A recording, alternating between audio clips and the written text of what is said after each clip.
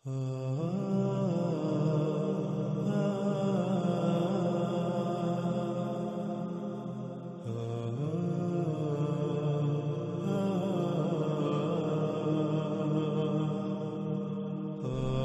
قسط کے آخر میں ہم نے یہ بات کی تھی کہ اگلی قسط میں ہم بات کریں گے احادیث کی روشنی میں دجال کی.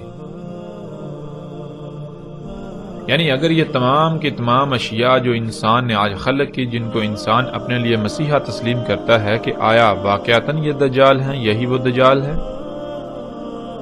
اگر یہی وہ دجال ہے تو ضرور رسول اللہ صلی اللہ علیہ وسلم نے اس کا ذکر کیا ہوگا.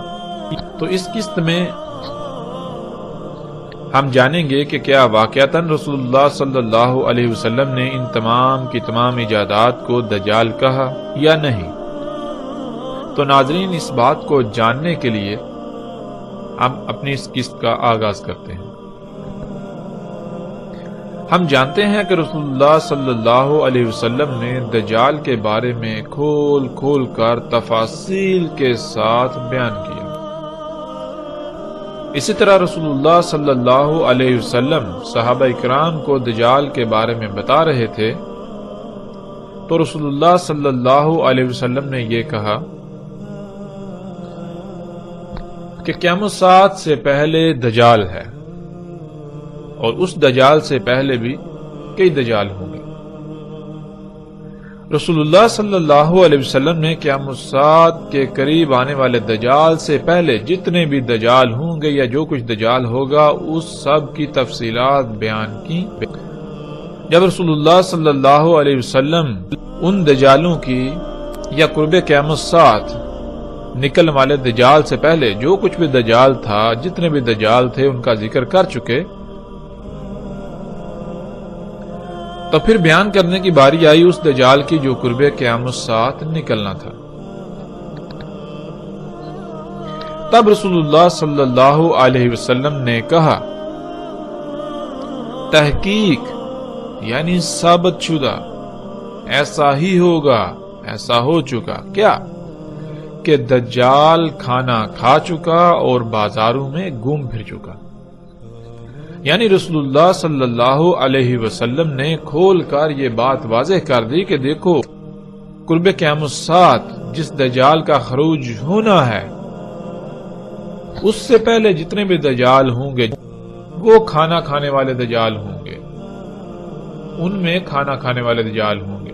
یعنی محمد رسول اللہ صلی اللہ علیہ وسلم نے یہ بالکل واضح کر دیا کہ قرب قیامت الساعۃ جس دجال کا خروج ہونا ہے وہ کھانا کھانے والا نہیں ہوگا جیسے انسان کھانا کھاتا ہے. وہ انسان کی طرح بازاروں میں نہیں گھومے پھرے گا. کہیں ایسا نہ ہو کہ تم اس کو بھی ایک انسان سمجھتے ہوئے ویسا ہی دجال سمجھ لو جو اس سے پہلے آئیں گے. اس لیے وہ ایسا دجال نہیں ہوگا، یعنی وہ انسان نہیں ہوگا، اور اس کی رسول اللہ صلی اللہ علیہ وسلم نے مزید وضاحت کر دی. محمد رسول اللہ صلی اللہ علیہ وآلہ وسلم نے کہا، دجال ہرگز انسان نہیں ہے. اس میں کچھ شک نہیں، جو دجال ہے وہ شیطان ہے، یعنی دجال شیطان ہوگا. پھر اسی طرح ایک اور موقع پر رسول اللہ صلی اللہ علیہ وسلم نے کہا کہ دجال انسان نہیں ہوگا، اس میں کچھ شک نہیں، دجال شیطان ہوگا. اور قرآن میں اللہ سبحانہ و تعالیٰ نے شیطان کسے کہا؟ اللہ سبحانہ و تعالیٰ نے ہر اس شے کو شیطان کہا جو کچھ بھی ہمارے ارد گرد کھلم کھلا موجود ہے، جو ہماری ضرورت سے زائد ہے. حیات الدنیا کو، دنیاوی مال و متاع کو اللہ سبحانہ و تعالیٰ نے شیطان قرار دیا، شیطان کہا قرآن میں. اور پیچھے ہم جان چکے، بار بار یہ بات جان چکے کہ رسول اللہ صلی اللہ علیہ وسلم نے دجال کسے کہا. پھر رسول اللہ صلی اللہ علیہ وسلم نے کہا کہ دجال ہوگا طرح طرح کی مخلوقات، دجال طرح طرح کی تخلیقات ہوں گی. اور ہم پر یہ بات واضح ہونی چاہیے کہ اللہ سبحان ہے، اللہ اس سے پاک ہے کہ وہ دجل خلق کرے، اللہ اس سے پاک ہے کہ وہ کوئی ایسی شے خلق کرے جس میں رائی برابر بھی کوئی خامی، کوئی کجی، کوئی کوتاہی ہو، کوئی عیب ہو یا کوئی نقص ہو۔ اللہ اس سے پاک ہے، اللہ کے لیے ہے ہی حمد۔ اللہ جو بھی خلق کرتا ہے وہ ہر لحاظ سے مکمل قابل تعریف ہوتا ہے۔ تو کیا دجال میں تعریف ہوگی؟ نہیں، دجال تو ہوگا ہی عیب دار، دجال تو ہوگا ہی عیوب کا منبع، خامیوں کا گڑھ ہوگا۔ تو پھر بالکل واضح ہو جاتا ہے کہ دجال کا خالق اللہ نہیں ہوگا، تو پھر کون خالق ہوگا؟ یہ بات بھی ہم پر بالکل واضح ہو چکی ہے، اور جیسے جیسے ہم آگے بڑھیں گے مزید کھل کر واضح ہوتی جائے گی کہ دجال کا خالق یعنی ان مخلوقات کا خالق انسان ہوگا۔ ان مخلوقات کی خالق وہ ذات ہوگی جس ذات کو اللہ سبحانہ و تعالیٰ نے زمین کا اختیار دیا، اور اختیار کسے دیا؟ قرآن میں بار بار بہت سارے مواقع پہ یہ بات کھل کر واضح ہے کہ انسان کو زمین کا اختیار دیا گیا، انسان کو زمین پر نائب بنایا گیا۔ یعنی دجال ہوگا انسان کی اپنی ہی خلق کردہ طرح طرح کی مخلوقات، جن کو انسان اپنے لیے مسیحا سمجھے گا، لیکن حقیقت یہ ہوگی کہ وہ مسیحا نہیں بلکہ وہ صرف اور صرف دجل ہے۔ وہ مسیحا نہیں ہوں گی، وہ انسان کے لیے دنیا و آخرت میں ہلاکت کا باعث بنے گی۔ اس کے باوجود انسان ان مخلوقات کو اپنے لیے مسیحا سمجھ رہا ہوگا۔ یہی ہے ان مخلوقات کا دجال ہونا، یعنی ان مخلوقات پر دجل کا پردہ چڑھا ہوا ہوگا، تو انسان ان کے دجل کا شکار ہو جائے گا۔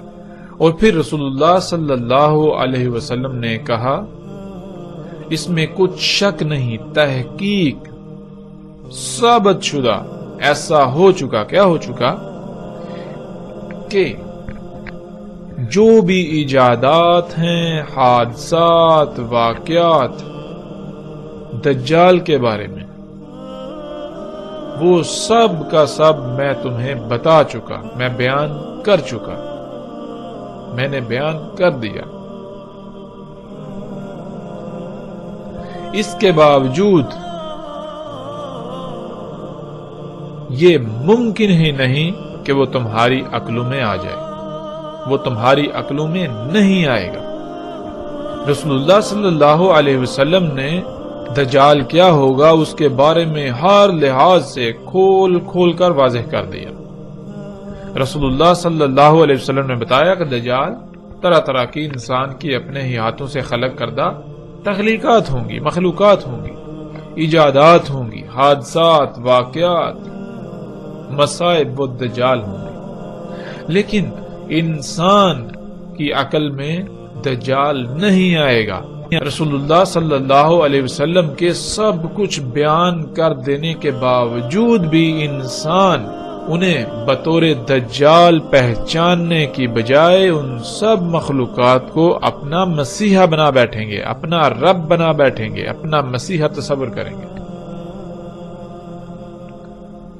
جیسا کہ اس روایت میں بالکل واضح ہے کہ رسول اللہ صلی اللہ علیہ وسلم نے کہا کہ جو بھی ایجادات، حادثات، واقعات ہوں گے دجال کے بارے میں وہ سب بیان کر چکا۔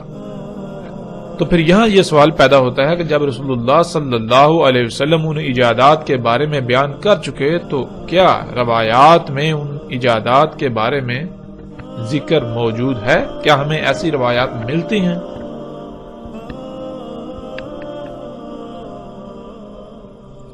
تو اب ہم احادیث میں، روایات میں دیکھیں گے کہ کیا واقعتاً ایسی روایات موجود ہیں کہ رسول اللہ صلی اللہ علیہ وسلم نے ان مخلوقات کو دجال کہا۔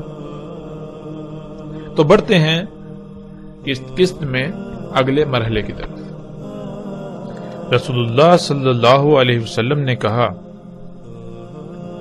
دجال طرح طرح کی مختلف مخلوقات ہوں گی۔ ناظرین، جہاں دجال کے بارے میں رسول اللہ صلی اللہ علیہ وسلم نے بہت کچھ کھول کھول کر بیان کیا، وہیں رسول اللہ صلی اللہ علیہ وسلم نے دجال کی پہچان کے لیے ایک ایسی بات کا ذکر کیا، ایک ایسی خبر دی جو خبر کسی نبی نے اپنی قوم کو نہیں دی۔ وہ خبر کیا تھی جس کا ذکر پیچھے گزر چکا؟ وہ خبر یہ تھی کہ دجال آور ہوگا اور تمہارا رب یعنی اللہ سبحانہ و تعالی آور نہیں ہے۔ اور ہم نے یہ بھی جان لیا تھا کہ آور کہتے ہیں کسی بھی شے کا، کسی بھی کام کا ایک ہی پہلو دیکھ پانا، کسی بھی کام کو ایک ہی پہلو سے کر پانا، کوئی بھی کام کرنا تو وہ نامکمل کرنا، کوئی بھی کام خامیوں، خرابیوں، نقائص والا کرنا۔ تو اسی کی وضاحت میں رسول اللہ صلی اللہ علیہ وسلم نے کہا تھا، جیسا کہ اس روایت میں ہمارے سامنے ہے۔ رسول اللہ صلی اللہ علیہ وسلم نے کہا اس کی یعنی دجال کی صلاحیت، خصوصیات، معیار اور کردار یہ ہوگا کہ وہ ہر شے میں ٹیڑھ پن پیدا کر دے گا، ہر شے کو مفلوج کر دے گا، اور یہی شے اسے یعنی دجال کو نمایاں کرے گی، یہی اس کی پہچان کا باعث ہوگی۔ یعنی رسول اللہ صلی اللہ علیہ وسلم نے کہا کہ دجال کی پہچان یہ ہے کہ دجال ہر شے میں ٹیڑھ پن پیدا کر دے گا، ہر شے کو مفلوج کر دے گا۔ یہ خامی، یہ خصلت ہی دجال کی پہچان ہوگی۔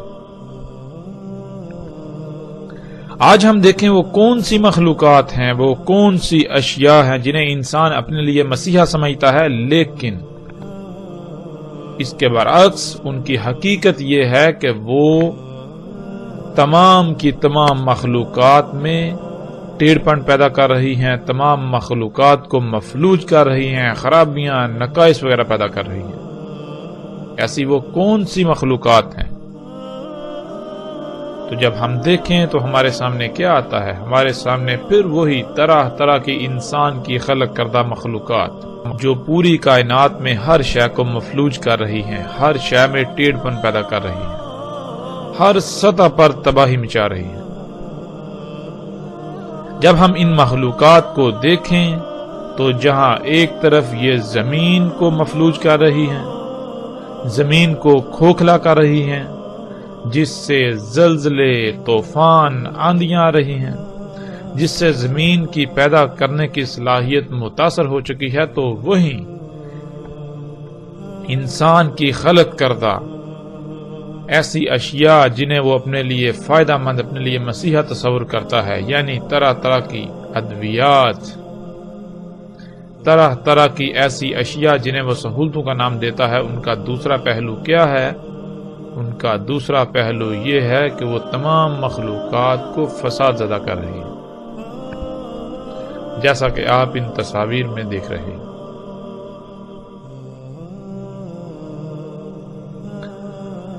ناظرین، آج ہم اپنے آپ سے سوال کریں، ہم اپنے آپ سے پوچھیں کہ یہ تمام کی تمام فساد زدہ، خراب، نقائص والی مخلوقات کیا ان کا خالق اللہ ہے؟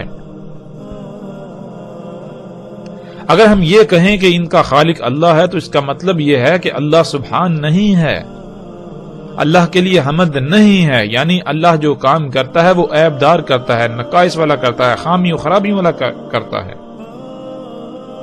لیکن جب ہم دوسری طرف قرآن سے رجوع کریں، قرآن سے اپنا تعلق قائم کریں، قرآن پر اس سوال کو پیش کریں، تو قرآن تو بار بار یہ کہتا ہے کہ اللہ سبحان ہے، اللہ پاک ہے اس سے کوئی عیب دار خلق کرے۔ اللہ ظلم نہیں چاہتا، اللہ ظلم نہیں کرتا۔ قرآن پورے کا پورا اسی بات سے بھرا پڑا ہے۔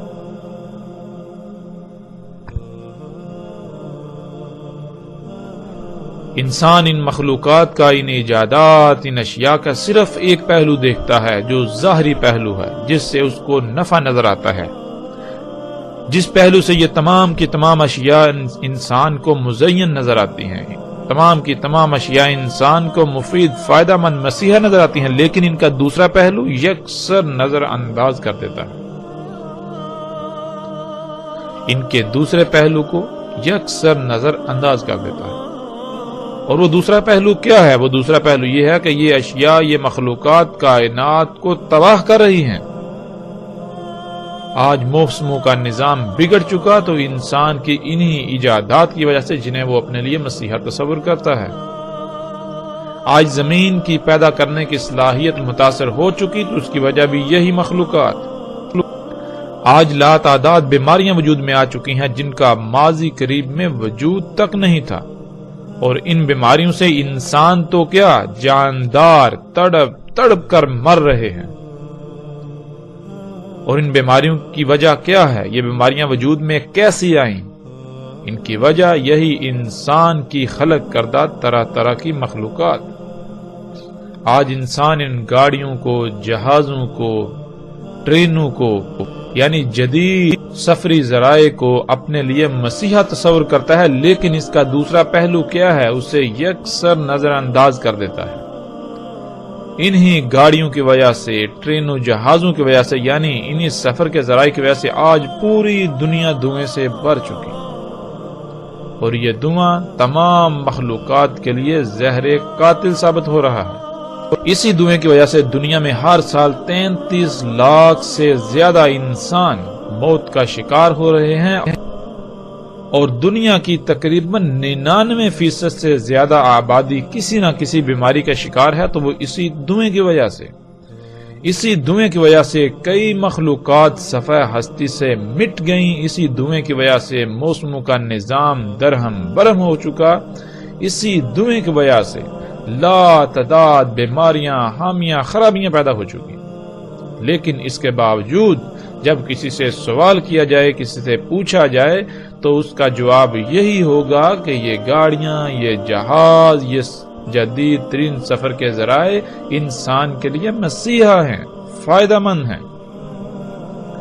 رسول اللہ صلی اللہ علیہ وسلم نے کہا، دجال کا ایک ید لمبا ہوگا دوسرے سے۔ ناظرین، ہم انسان ہیں تو جب لفظ ید آتا ہے تو فوراً ہمارے ذہن میں ہمارے ہاتھ کا نقشہ ظاہر ہو جاتا ہے، اور ہم ید کے معنی ہاتھ کے لے لیتے ہیں۔ لیکن عربی میں ہاتھ کو ید نہیں کہتے، بلکہ عربی میں ید کہتے ہیں ایسی قوت کو جس سے کچھ کیا جا سکے۔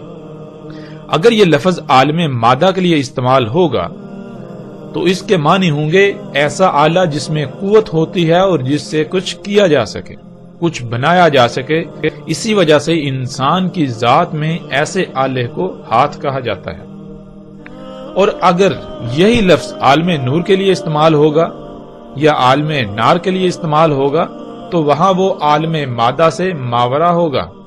مثال کے طور پر آج ہم پہاڑوں کو اپنی آنکھوں سے دیکھتے ہیں، لیکن اگر ایسا ہوتا کہ پہاڑ اللہ کے غیب میں سے ہوتے، یعنی انسان انہیں نہیں دیکھ سکتا، انسان انہیں نہ دیکھ سکتا ہوتا اور پہاڑوں کے لیے لفظ ید کا استعمال کیا جاتا، تو انسان یہی سمجھتا کہ جبال نامی مخلوق کے بھی ایسے ہی ید یعنی ہاتھ ہوتے ہیں جیسے ہمارے ہیں، جیسے انسان کے ہیں۔ لیکن حقیقت اس کے بالکل برعکس ہے۔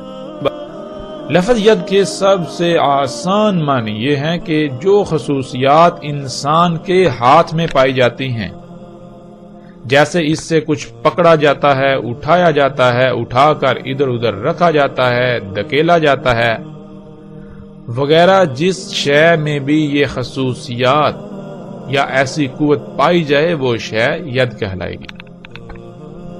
ناظرین، آگے بڑھنے سے پہلے ہمیں یہاں اس بات کی مزید وضاحت کرنا ضروری ہے، کیونکہ جب تک ہم اس کو مزید واضح نہیں کریں گے تب تک آگے آنے والی روایات کو ہم نہیں سمجھ سکیں گے۔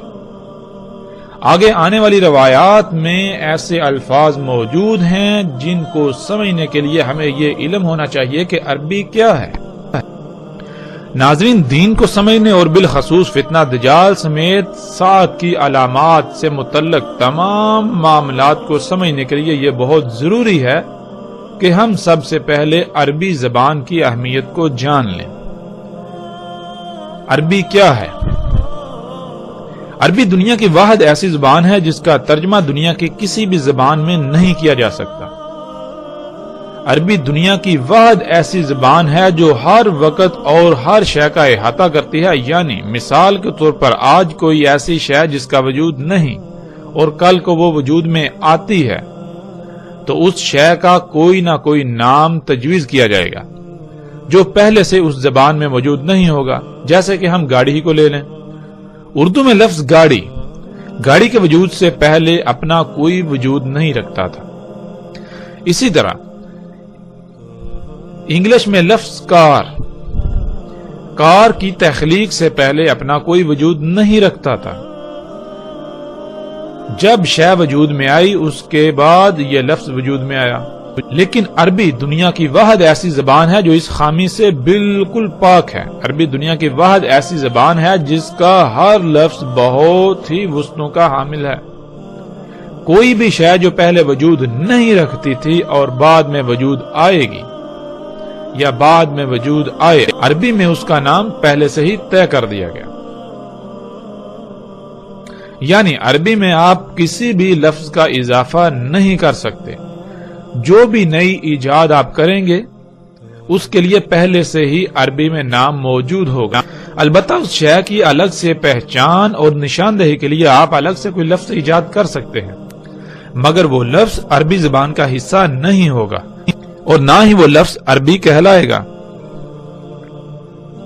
بلکہ وہ کسی اور زبان کا لفظ عربی لہجے کے ساتھ روزمرہ کے استعمال میں لایا جائے گا۔ جیسے لفظ فیس بک یا ٹویٹر کو ہی لے لیا جائے، جب عربی کے اصل سے ان کے لیے کوئی لفظ استعمال کیا جائے گا تو وہ لفظ استعمال کیا جائے گا جو فیس بک اور ٹویٹر وغیرہ کی صفات کا احاطہ کرے۔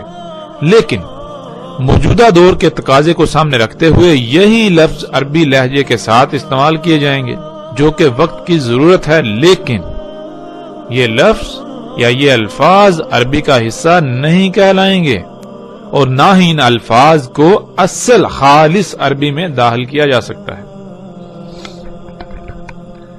عربی کو سمجھنے کے لیے یہاں ہم چند الفاظ کو مثال کے طور پر سامنے رکھ لیتے ہیں۔ مثلا لفظ راس کو ہی لے لیں۔ ناظرین، جب لفظ راس کا ترجمہ کیا جاتا ہے تو اردو میں اس کا ترجمہ سر اور انگلش میں ہیڈ کر دیا جاتا ہے۔ اب جب ہم نے عربی میں لفظ راس کا ترجمہ سر کر دیا یعنی انگلش میں ہیڈ کر دیا تو اس کا نقصان کیا ہوگا اسے ہم سمجھ لیتے ہیں۔ مثال کے طور پر اگر آپ کے سامنے آپ کا دشمن موجود ہو اور آپ اپنے بھائی کو کہیں کہ وہ سامنے موجود دشمن کے راس میں گولی مارے تو وہ اس کے سر میں گولی مارے گا۔ لیکن اگر آپ کے سامنے اونٹ ہو اور آپ اپنے بھائی کو کہیں کہ وہ اونٹ کے راس میں گولی مارے تو وہ اونٹ کے سر میں گولی مار دے گا، کیونکہ اس کو بتایا گیا کہ راس کا ترجمہ سر ہے۔ لیکن اگر آپ کسی عرب کو یہ کہیں کہ وہ اس دشمن کے راس میں گولی مارے تو وہ گولی اس کے سر میں مارے گا، مگر جب آپ اسے کہیں گے کہ وہ اونٹ کے راس میں گولی مارے تو وہ اونٹ کے سر میں نہیں بلکہ اونٹ کی کوہان جو چوٹی نظر آتی ہے اس میں گولی مارے گا۔ اب سوال یہ پیدا ہوتا ہے کہ جب آپ نے اپنے بھائی کو حکم دیا کہ اونٹ کے راس میں گولی مارو تو اس نے اونٹ کے سر میں گولی ماری، لیکن جب وہی حکم ایک عرب کو دیا تو اس نے اونٹ کے سر کی بجائے اس کی کوہان میں گولی ماری۔ آخر ایسا کیوں؟ اس کا جواب یہ ہے کہ جب ہم نے راس کا ترجمہ سر کر دیا تو اس سے مراد سر ہی ہوگا۔ سر ایک محسوس عضو کو کہتے ہیں، جسم کے ایک مخصوص حصے کو کہتے ہیں، خواہ وہ کسی کا بھی ہو۔ لیکن عربی میں راس سر کو نہیں کہتے بلکہ عربی میں راس کسی بھی شے کے بلند ترین مقام کو کہتے ہیں، یعنی عربی میں راس کہتے ہیں چوٹی کو، کسی بھی شے کی چوٹی، ہائیسٹ پوائنٹ، کسی بھی شے کی پیک کو۔ جب یہ لفظ انسان کی ذات کے لیے استعمال کیا جائے گا تو اس کا مطلب یہ ہوگا کہ انسان کی ذات کا سب سے بلند ترین مقام، اور وہ مقام ہے انسان کا سر۔ اسی طرح اس کے برعکس جب یہ لفظ اونٹ کے لیے استعمال کیا جائے گا تو اونٹ میں جو اس کا بلند ترین مقام ہے، جو اس کی چوٹی ہے، وہ ہے اس کی کوہان، اس لیے کوہان کو راس کہا جائے گا، نہ کہ اونٹ کے سر کو۔ اب ناظرین اب یہ تصور کریں کہ جب اس لفظ کا، عربی کے لفظ راس کا ترجمہ سر انگلش میں ہیڈ کر دیا تو اس کا نقصان کیا ہوگا، یہ آپ کے بالکل سامنے ہے۔ یہ وہ وجہ ہے جس وجہ سے عربی کا ترجمہ کرنا ناممکن ہے، لیکن اس کے معنی بیان کیے جاتے ہیں۔ معنی کیا ہیں؟ معنی یہ ہیں جیسے ہم نے ابھی بیان کیا کہ راس کہتے ہیں کسی بھی شے کے بلند ترین مقام کو،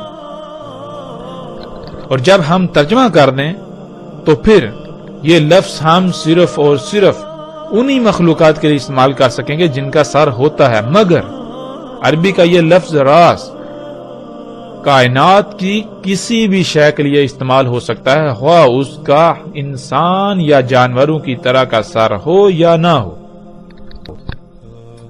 اس سے ناظرین آپ کو بالکل واضح ہو جائے گا کہ عربی کا ترجمہ کرنا بالکل ناممکن ہے۔ اسی طرح ناظرین جیسا کہ ہماری روایت میں لفظ ید آیا تھا، اس لفظ کو لے لیں جس کا ترجمہ ہاتھ کیا جاتا ہے۔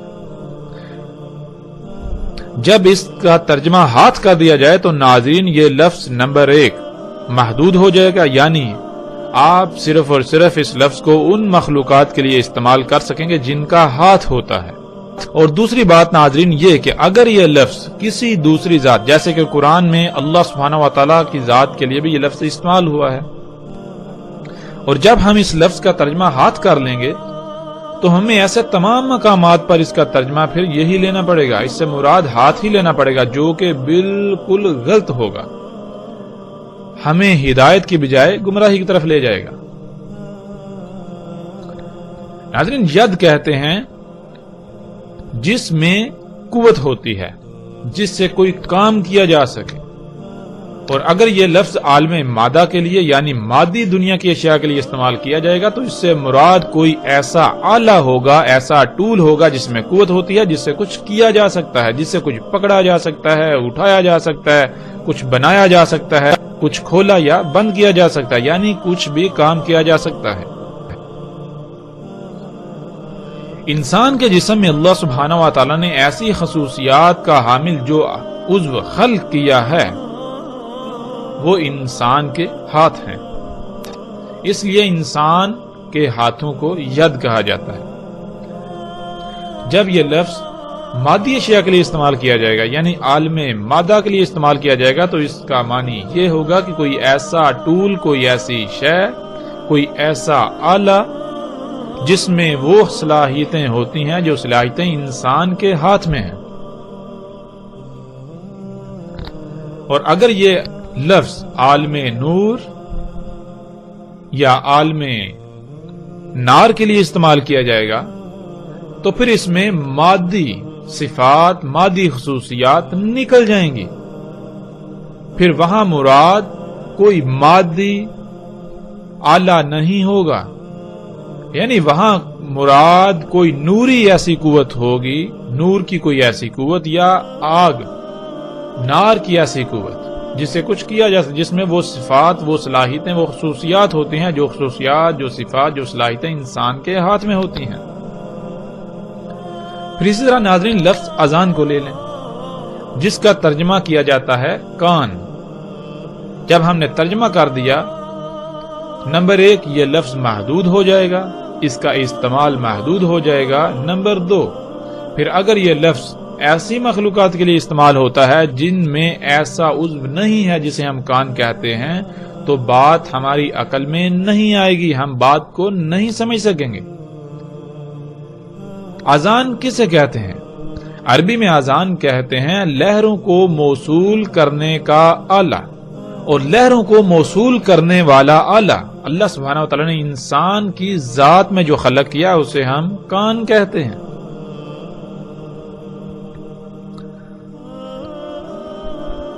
آواز کی حقیقت کیا ہے؟ آواز کی حقیقت لہریں ہیں، جسے ہم آواز کہتے ہیں۔ اس آواز کا ہمارے دماغ کے باہر کوئی وجود نہیں ہے، ہمارے دماغ کے باہر بنیادی طور پر لہریں ہیں جنہیں ہم آواز کی لہروں کا نام دیتے ہیں، یا انگلش میں ساؤنڈ ویوز۔ یہ لہریں سفر کرتی ہیں جب یہ لہریں کسی ایسے آلے سے ٹکراتی ہیں جو ان کو موصول کرنے کی صلاحیت رکھتا ہے تو وہ انہیں وصول کر لیتا ہے۔ اور ایسا آلہ اللہ سبحانہ و تعالیٰ نے ہماری ذات میں جو خلق کیا انہیں ہم کان کہتے ہیں۔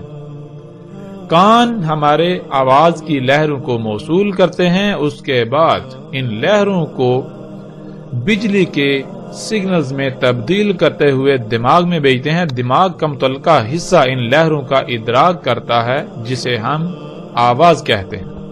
آواز محض ہمارے دماغ کا ادراک ہے، اس کی حقیقت لہریں ہیں۔ تو ناظرین، عربی میں اذان کہتے ہیں لہروں کو موصول کرنے والا آلہ، اور آج ہم ایسے تمام آلات کو سامنے رکھ لیں جن میں ایسی صلاحیتیں ہیں، ایسی خصوصیات ہیں۔ وہ کیا ہیں؟ آج ہم انہیں کیا کہتے ہیں؟ آج ہم انہیں انٹینا کہتے ہیں، جیسا کہ آپ تصاویر میں دیکھ رہے ہیں۔ اور ناظرین، یہی وہ اذان ہے جس کا ہم ترجمہ کان کر دیتے ہیں، جو یاجوج اور ماجوج کے بارے میں روایات میں آیا ہے کہ ان کے اذان اتنے بڑے ہوں گے کہ ان میں سے ایک کو نیچے بچھائیں گے اور دوسرے کو اپنے اوپر اوڑھ لیں گے۔ اور آج یہ منظر ہم اپنی آنکھوں سے دیکھ رہے ہیں، جس کا ذکر یاجوج اور ماجوج کے باب میں بہت ہی صراحت کے ساتھ آ جائے گا۔ اسی طرح ناظرین، لفظ لسان کو لے لیں جس کا ترجمہ زبان کیا جاتا ہے۔ پھر وہی بات، جب اس لفظ کا ترجمہ زبان کر دیا جائے گا تو ایک تو یہ لفظ محدود ہو جائے گا، دوسرا پھر اگر یہ لفظ ایسی مخلوقات کے لیے استعمال ہوتا ہے جن میں انسان یا جانوروں کی طرح کی زبان نہیں ہے تو ہم اس کو سمجھنے سے قاصر رہیں گے۔ ہم اس مخلوق میں ایسی زبان تلاش کرتے رہیں گے لیکن وہ ہمیں نہیں ملے گی۔ تو پھر لسان کسے کہتے ہیں؟ ناظرین، لسان کہتے ہیں لہروں کو پیغام میں ڈالنے والا آلہ۔ مثال کے طور پر آپ جب زبان سے بولتے ہیں تو کیسے بولتے ہیں؟ اس کی حقیقت کیا ہے؟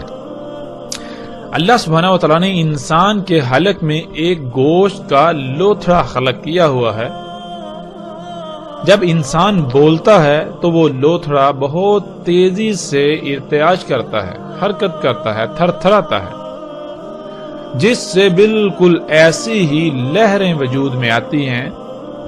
خالی جگہ پر خلا میں ایسی لہریں وجود میں آتی ہیں جیسے بالکل پانی میں پتھر پھینکنے سے لہریں وجود میں آتی ہیں۔ پھر ناظرین، زبان جب حرکت کرتی ہے تو وہ ان لہروں کو ایسی فریکوینسی میں ڈالتی ہے جس میں وہ پیغام ہوتا ہے جو آپ کسی کو دینا چاہتے ہیں۔ زبان ان لہروں کو پیغام کی شکل میں ڈالنا شروع کر دیتی ہے۔ تو اس لیے لسان کہتے ہیں لہروں کو پیغام میں ڈالنے کا آلہ۔ اب ناظرین، یہ صلاحیت، یہ خصوصیت جس شے میں بھی پائی جائے گی اسے عربی میں لسان کہا جائے گا، خواہ اس کو انسان کوئی بھی نام دے رہے ہوں یا کسی بھی نام سے جانتے ہوں، کسی بھی نام سے پکارتے ہوں یا کسی بھی نام سے پہچانتے ہوں۔ اس طرح ناظرین، لفظ سود کو ہی لے لیں۔ سود کا ترجمہ کیا جاتا ہے آواز، لیکن یہ ترجمہ بالکل محدود اور غلط تصور کیا جائے گا، اس لیے کہ جب ہم نے اس لفظ کا ترجمہ سود کر دیا تو پھر ہم صرف اور صرف اس لفظ کو انہی مخلوقات کے لیے استعمال کر سکیں گے جن مخلوقات کا آواز کے ساتھ تعلق ہے۔ لیکن سود کہتے ہیں تھر تھراتی لہروں کو۔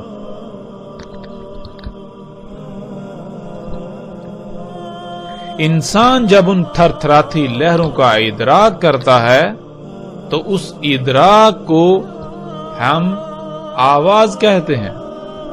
اب ضروری نہیں کہ جن تھر تھراتی لہروں کا ہم ادراک کر رہے ہیں انہیں آواز کا نام دے رہے ہیں، انہی لہروں کا ادراک کوئی اور مخلوق کرے تو اسے بھی آواز کہا جائے؟ نہیں، تھر تھراتی لہروں یعنی سود کا ادراک ہر مخلوق کا الگ الگ ہے۔ پھر اسی طرح ناظرین ایک لفظ ہے الشعر. اس لفظ کا ترجمہ بالوں کا کر دیا جاتا ہے. جو بال انسان کے جسم پر یا سر پر موجود ہیں. جو بال انسان کے جسم یا سر پر پائے جاتے ہیں. حالانکہ یہ ترجمہ بالکل غلط ہے. الشعر کسے کہتے ہیں ناظرین؟ الشعر کہتے ہیں اس مواد کو جس مواد سے انسان کے جسم پر یا انسان کے سر پر بال وجود میں آتے ہیں. اور آج جب ہم غور و فکر کریں کہ یہ بال ہمارے کس شے سے وجود میں آئے، کس مواد سے وجود میں آئے، تو بات بالکل کھل کر سامنے آ جاتی ہے.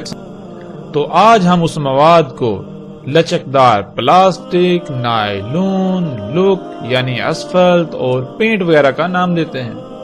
کسی بھی شے پر پائے جانے والے فلیکسیبل یعنی لچکدار پلاسٹک، نائلون، پینٹ اور اسفلٹ وغیرہ کو عربی میں الشعر کہتے ہیں.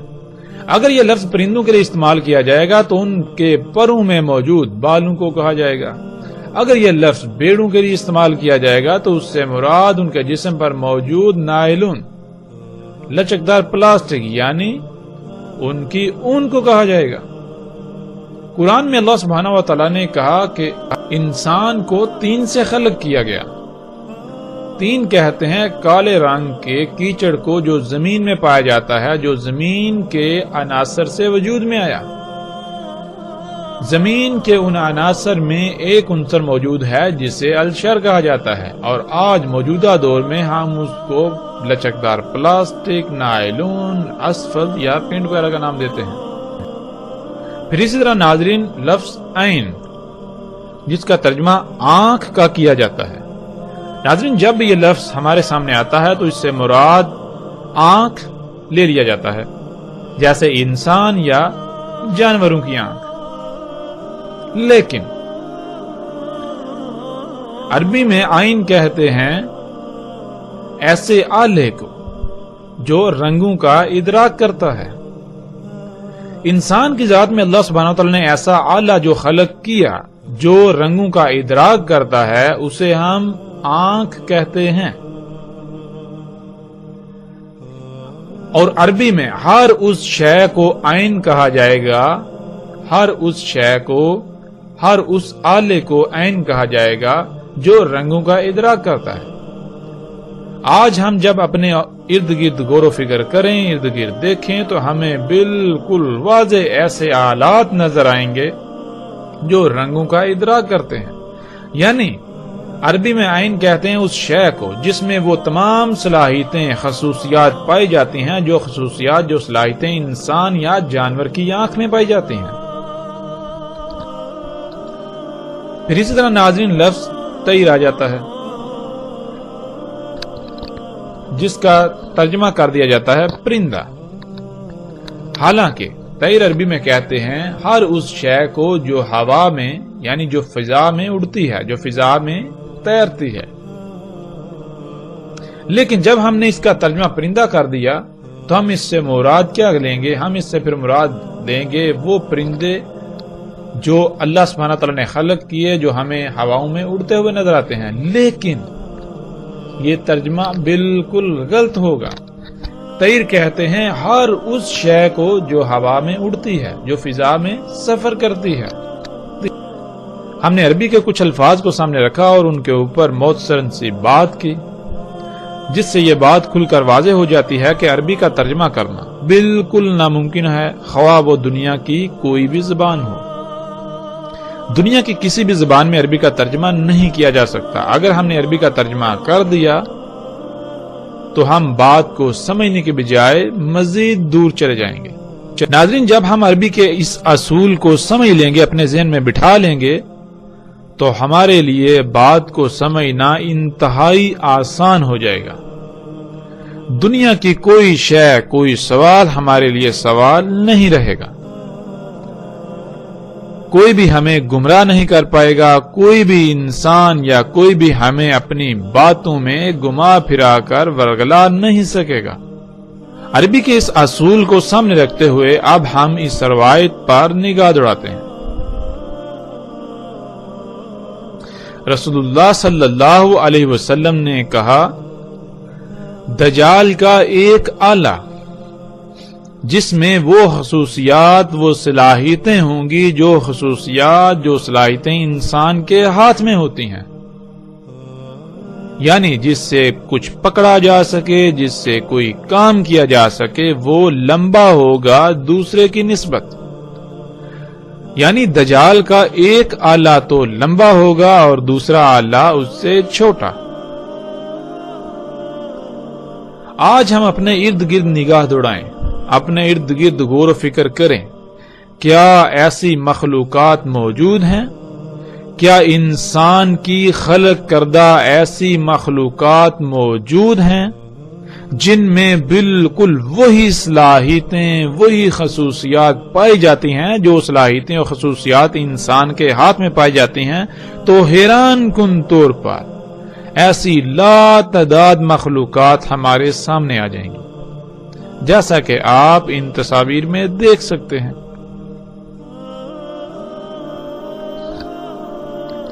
ناظرین، جیسا کہ رسول اللہ صلی اللہ علیہ وآلہ وسلم نے کہا کہ دجال کا ایک ید، یعنی دجال کا وہ ایک آلہ جس میں وہ خصوصیات ہوں گی جو خصوصیات انسان کے ہاتھ میں ہوتی ہیں، وہ ایک کی نسبت دوسرا لمبا ہوگا۔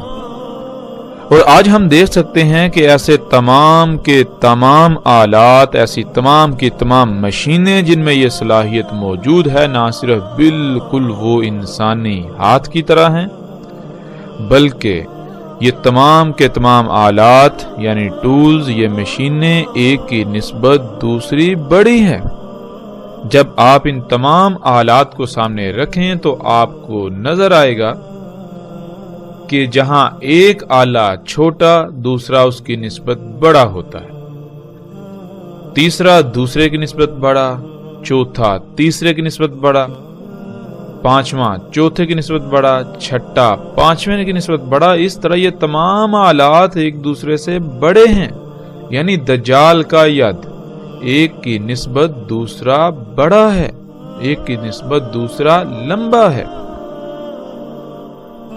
اسی طرح سکرین پر نظر آنے والی یہ مشینیں، ان کو آپ دیکھ سکتے ہیں کہ ایک چھوٹی، دوسری پہلی سے بڑی، تیسری دوسری سے بڑی، چوتھی تیسری سے بڑی، پانچویں چوتھی سے بڑی، چھٹی پانچویں سے بڑی، اس طرح بالترتیب ایک دوسرے سے بڑی ہیں۔ تو یہ ہے ناظرین دجال کا ید، یہ طرح طرح کی مشینیں جن میں وہ تمام خصوصیات پائی جاتی ہیں جو خصوصیات انسانی جسم کے ہاتھ میں پائی جاتی ہیں۔